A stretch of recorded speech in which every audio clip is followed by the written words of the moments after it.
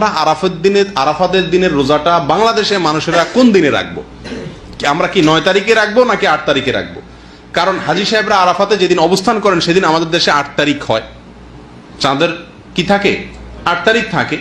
তো আমরা কি হাজী সাহেবরা আরাফাতের মধ্যে অবস্থান করছেন সেদিকে তাকায় 8 তারিখেই রাখবো, নাকি হাজী সাহেবরা সৌদি আরবে যেহেতু 9 তারিখে আরাফাতের ময়দানে অবস্থান করছেন অতএব ওই 9 দিকে তাকে আমরা 9 তারিখে রাখবো? এটা নিয়ে একটা ধোঁয়াশা, একটা প্রশ্ন আমাদের ভেতরে কম বেশ আছে।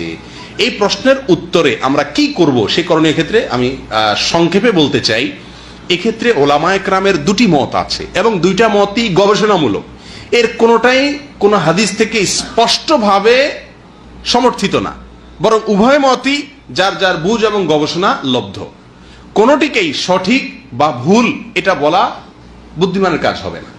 অনেক ওলামায়ে কেরাম বলেন আমরা হাজী সাহেবরা আরাফাতের ময়দানে যেদিন অবস্থান করবেন পৃথিবীর সকল প্রান্ত থেকেই আমরা হাজী সাহেবদের ওই অবস্থানের আরাফাতের অবস্থানের দিনেই কি রাখবো? রোজা রাখবো। এটাই হলো আরাফাত দিনের রোজা।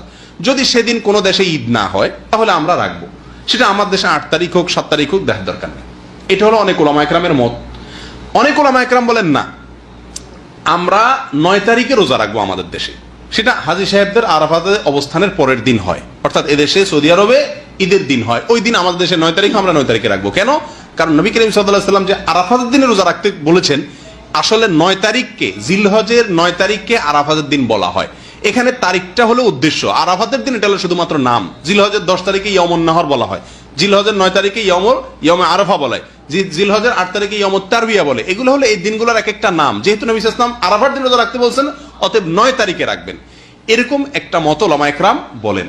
এখন আমরা কোন দিকে যাব? 8 তারিখে রাখবো নাকি 9 তারিখে রাখবো? আমি বলি, যেহেতু কোনো মতের পক্ষেই সুস্পষ্ট কোনো হাদিস নাই, অতএব আমাদের জন্য সবচেয়ে যুক্তিসঙ্গত হলো দোনো দিন রাখা, 8 তারিখে এবং 9 তারিখে রাখা। কারণ জিলহজের 1 থেকে 9 তারিখ পর্যন্ত এর প্রত্যেকটা দিনই আমাদের কম বেশ রোজা রাখার চেষ্টা করা উচিত। নবী সাল্লাল্লাহু আলাইহি ওয়াসাল্লাম বলেছেন, মা মিন আইয়ামিন আল আমালুস সালিহু ফীহিন্না আহাব ইলাল্লাহ মিন হাযিহিল আইয়াম। জিলহজের 10 দিনের চাইতে অন্য কোন দিনে আমল আল্লাহ তাআলার কাছে বেশি প্রিয় না।